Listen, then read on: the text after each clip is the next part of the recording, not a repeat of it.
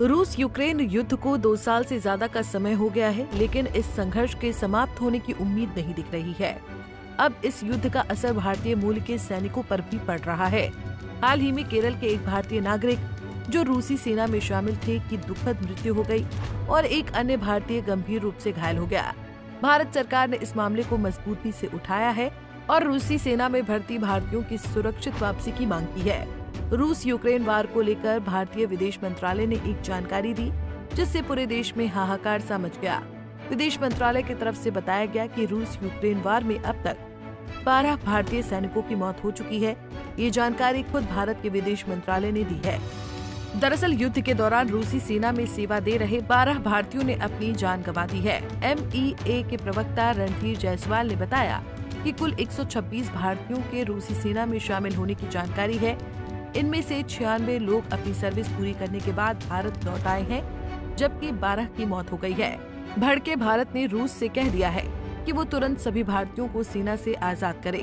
भारत के विदेश मंत्रालय ने बीते शुक्रवार को बताया कि यूक्रेन के खिलाफ रूस के लिए लड़ते हुए कम से कम 12 भारतीयों की मौत हो गई है, जबकि 16 भारतीय लापता हैं। पिछले दिनों केरल के रहने वाले बिनिल बाबू की यूक्रेन के मोर्चे पर मौत हो गई थी।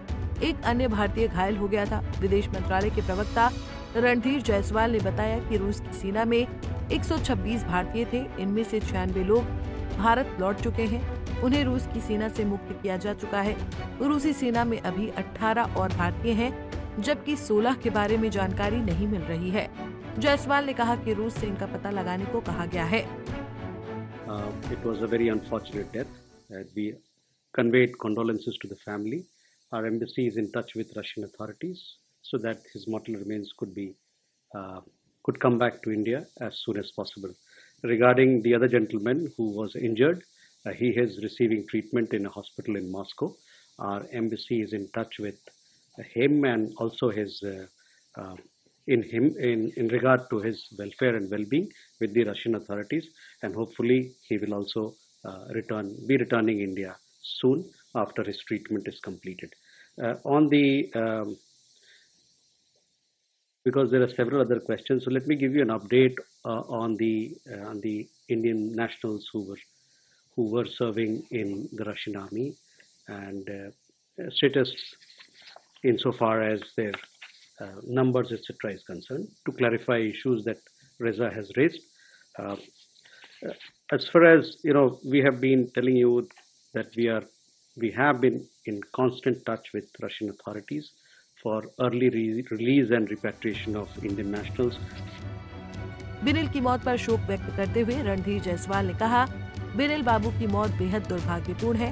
हमने परिवार के प्रति अपनी संवेदना व्यक्त की है। हमारा दूतावास लगातार रूसी अधिकारियों के संपर्क में है ताकि उनका पार्थिव शरीर जल्द से जल्द भारत वापस आ सके। एक अन्य व्यक्ति जो घायल हुआ था, उसका मॉस्को में इलाज चल रहा है।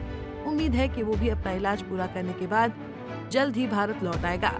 बिनील और जैन उन कई भारतीय युवाओं में से एक हैं जो अप्रैल में रूस की सैन्य सहायता सेवा में इलेक्ट्रीशियन, रसोइया, प्लम्बर और ड्राइवर के रूप में काम करने की उम्मीद में रूस गए थे।